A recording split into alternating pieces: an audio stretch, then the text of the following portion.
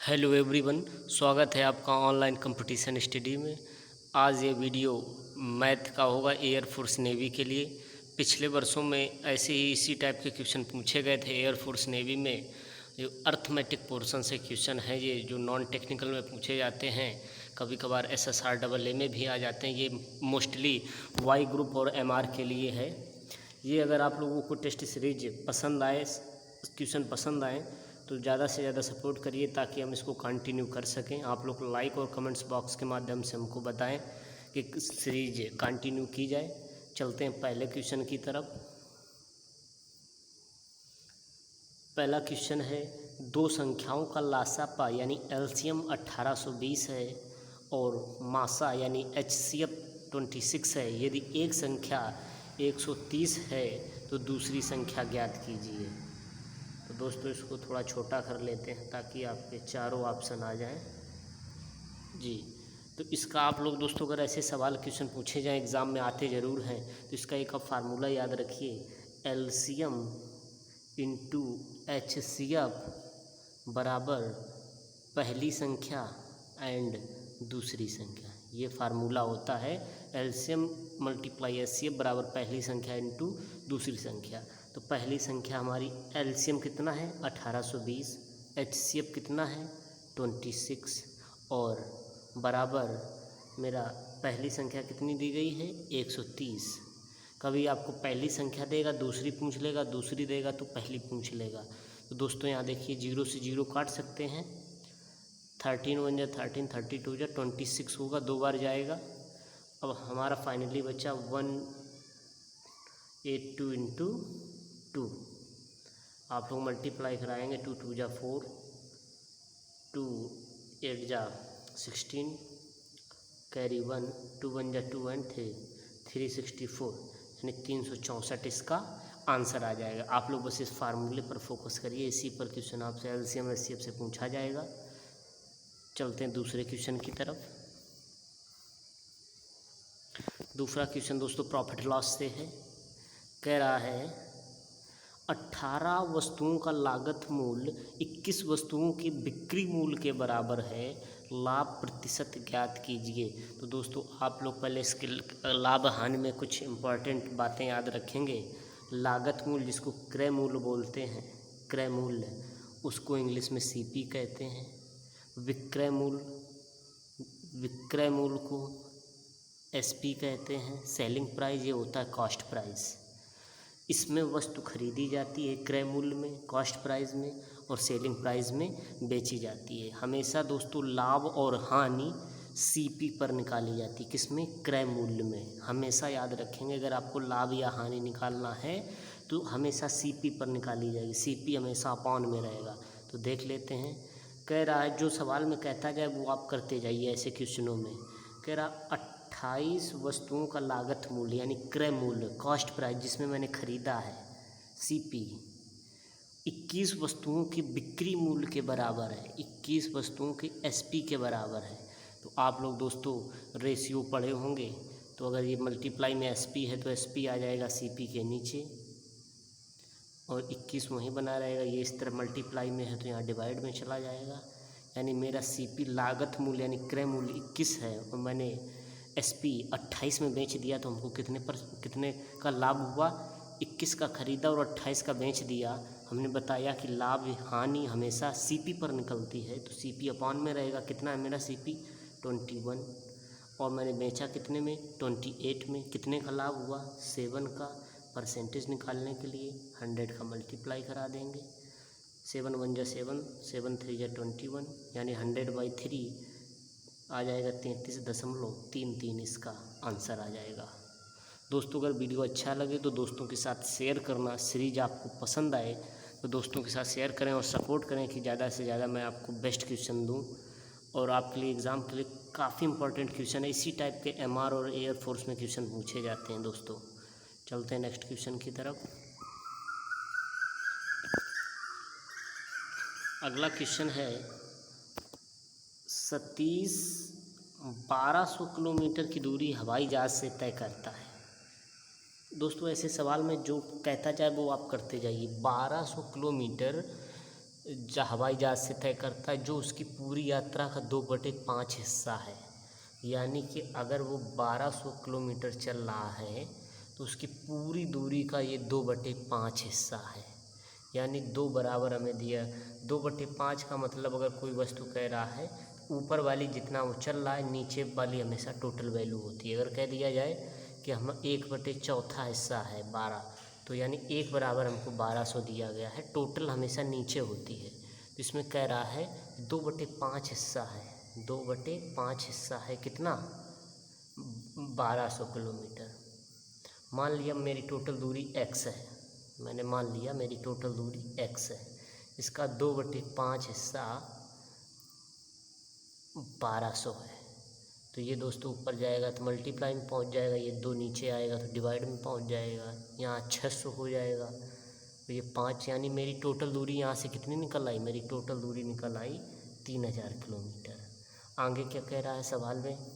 कह रहा है पूरी यात्रा का 1/3 हिस्सा वह कार द्वारा और बाकी दूरी ट्रेन द्वारा तय करता है। दोस्तों आप याद रखें, कह रहा पूरी यात्रा का 1/3 हिस्सा। मेरी पूरी यात्रा 3000 किलोमीटर है। 3000 किलोमीटर का 1/3 हिस्सा कितना होगा? 1000 किलोमीटर। 1000 किलोमीटर तो उसने तय कर लिया कार से, और कह रहा बाकी दूरी उसने ट्रेन से तय की, तो ट्रेन द्वारा तय की गई दूरी ज्ञात कीजिए। तो आप लोग दोस्तों याद रखिए, वो पूरी दूरी में 1200 किलोमीटर तो हवाई जहाज़ से चल रहा था, 1200 किलोमीटर हवाई जहाज़ से चल चुका। 1000 किलोमीटर वह 1/3 हिस्सा यानी कार से चल चुका। 1000 किलोमीटर कितना हो गया? 2200 किलोमीटर हो गया। यानी मेरी टोटल दूरी थी 3000, 2200 किलोमीटर चल चुका, तो शेष दूरी ट्रेन से चला होगा। तो इसका आंसर कितना आ जाएगा? 800 किलोमीटर। अगर दोस्तों एक बार में ना समझ में आए तो वीडियो बैक करके दोबारा देखिएगा, यकीन है कि दोबारा में आपको बिल्कुल क्लियर हो जाएगा सवाल। चलते हैं नेक्स्ट क्वेश्चन।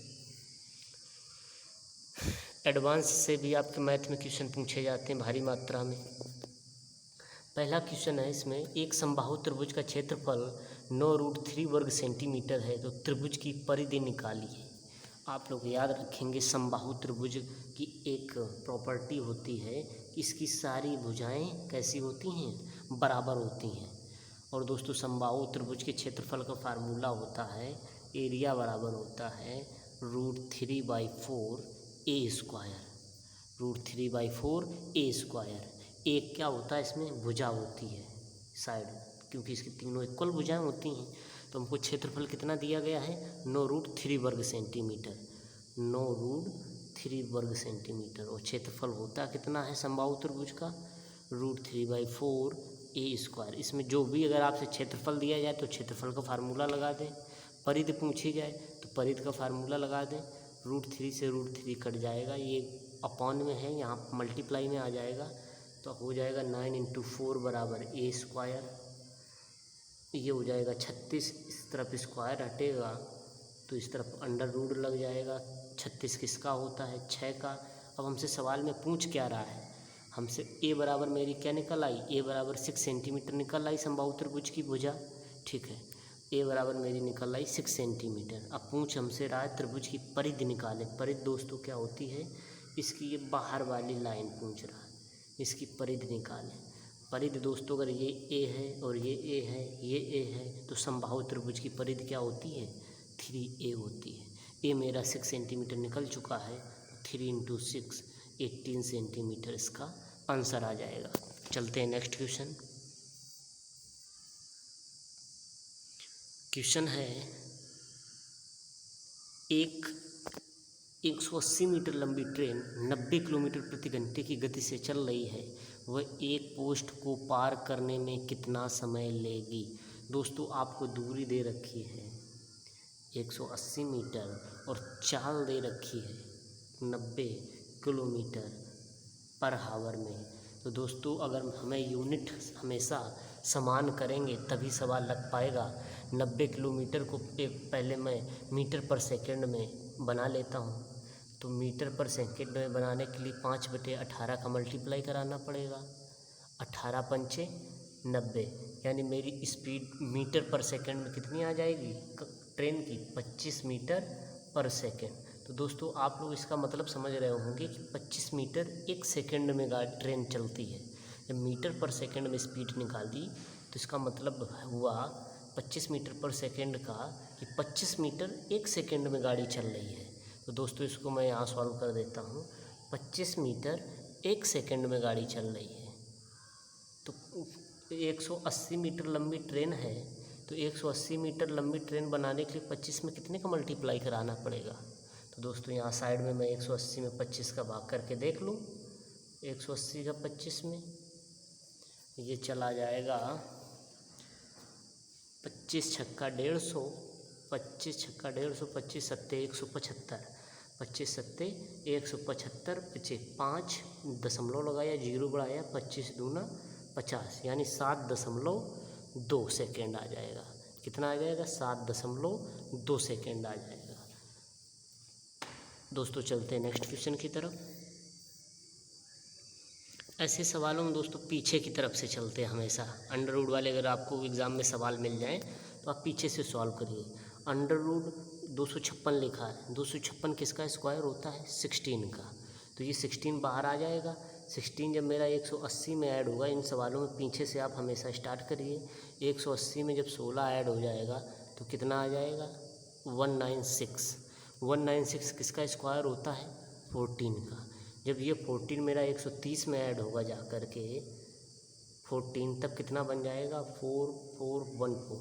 144 किसका स्क्वायर होता है? 12 का। अब ये लास्ट में मेरा 157 बचा। जब 157 में मेरा 12 जुड़ जाएगा तब कितना हो जाएगा? 9 6 169 फाइनली मेरा लास्ट में बचेगा। 169 किसका स्क्वायर होता है? 13 का। ऐसे सवालों को आप पीछे से सॉल्व करिए, हमेशा इसी प्रकार से आप लोगों को मिलेंगे। चलते हैं नेक्स्ट क्वेश्चन की तरफ। कह रहा है 13% ऑफ 40 प्लस 20% ऑफ 200 बराबर x% ऑफ 130। हमेशा जहाँ परसेंट लगा होगा, परसेंट हटाएंगे वैसे मेरा 100 को डिवाइड में पहुँच जाएगा, और परसेंट लगाने के लिए 100 का मल्टीप्लाई हो जाता है। तो यहाँ देख लेते हैं 30% कह रहा है किसका? 40 का। परसेंट हटाएंगे तो बटे में 100 पहुँच जाएगा। एक एक इक्वेशन सॉल्व कर लेते हैं। तो 2 जीरो से 2 जीरो कट गया, ये मेरा 12 आ गया। मैंने केवल पहले इतना सॉल्व किया। 30% ऑफ 40, फिर बीच में प्लस लगा, यहाँ प्लस लगा लेंगे क्योंकि जगह स्क्रीन में कम है। फिर लिखा 20% ऑफ 200, 20% ऑफ 200। जब इसको 100 से डिवाइड करेंगे तो ये कितना निकल आएगा? 2 जीरो से 2 जीरो कट गया, 20 दूना 40। तो मेरा 12 पहले आ गया था इतना, और फिर ये आ गया 40। कितना हो गया टोटल मेरा? ये हो गया 52। 52 बराबर x% ऑफ 130 दिया गया है। x% ऑफ 130, परसेंट हटेगा तो इस तरफ भी 100 लग जाएगा। जब ये इस तरफ डिवाइड में है तो उस तरफ जाएगा तो 52 इंटू 100 हो जाएगा, और मेरा 130 मल्टीप्लाई में है तो डिवाइड में पहुंच जाएगा 130। 1 जीरो से 1 जीरो कट जाएगा, 13 चौको 52 होता है। 10 में 4 का मल्टीप्लाई होगा, 40% इसका आंसर आ जाएगा। दोस्तों आप ऐसे याद रखिए। चलते हैं नेक्स्ट क्वेश्चन की तरफ। कह रहा है एक मोटरसाइकिल 50,000 रुपये में खरीदी, यानी क्रय मूल्य कितना है उसका? 50,000 रुपये। 50,000 रुपये खरीदी और मोटरसाइकिल 3,000 रुपये की हानि में बेच दिया, यानी सीपी इसका है 50,000, कह रहा 3,000 रुपये मैंने हानि में बेच दिया। कोई चीज़ अगर 50,000 की खरीदी और 3,000 रुपये हानि यानी घाटे में बेच दिया तो मेरी सीधा सा छोटा सवाल था। तो विक्रय मूल्य पूछ रहा कि उसने कितने में बेचा, एसपी बोलते हैं। अगर 3,000 लॉस में बेचा तो जाहिर सी बात है, अगर 50,000 में खरीदी थी तो 47,000 में बेच देगा। ऐसे भी क्वेश्चन एमआर में देखने को आपको मिल जाएंगे। अगला क्वेश्चन है, एक वर्ग के विकर्ण की लंबाई 20 सेंटीमीटर है। दोस्तों आप वर्ग जानते होंगे जिसकी चारों भुजाएं कैसी होती हैं? बराबर होती हैं। इसका विकर्ण कितना दिया गया है? विकर्ण दिया गया है 20 सेंटीमीटर, और वर्ग का विकर्ण कितना होता है? 2√2a होता है। √2a वर्ग का विकर्ण होता है। कितना, √2a वर्ग का, इधर लिख देता हूँ, √2a वर्ग का विकर्ण होता है, हमको दिया कितना गया है 20 सेंटीमीटर। इस तरफ ये मल्टीप्लाई में है तो मेरा a बराबर वर्ग की भुजा कितनी निकल आएगी 20 √2 अपॉन में। कह रहा इसका परिमाप क्या होगा। परिमाप आप लोग जानते हैं, वर्ग की चारों भुजाएं बराबर होती हैं। अगर ये a है तो ये a होगी, ये भी a और ये भी a, तो 4a इसका परिमाप होता है। 4a की वैल्यू मेरी कितनी दी गई है 20 अपॉन √2। तो आप लोग यहाँ ऐसे कर लीजिए 4 × 20 अपॉन √2। दोस्तों इस फॉर्म में आपको आंसर नहीं दिया गया है तो आप लोग इसको 4 को ऐसे भी तोड़ सकते हैं, 2 × √2 लिख सकते हो, क्योंकि √2 और 2 का मल्टीप्लाई कराएंगे 2 ही हो जाएगा, और ये 2 में मल्टीप्लाई होगा 4 हो जाएगा, और बगल में आप 20 का मल्टीप्लाई करा दीजिए, अपॉन √2 दिया गया है। एक √2 से एक √2 कट जाएगा, 20 दूना 40 √2 आंसर इसका हो जाएगा। दोस्तों आप लोग स्क्रीन छोटी तो समझ में ना आया होगा, इस एक बार फिर देख लेते हैं। √4 को क्या लिख सकते हैं 2 ×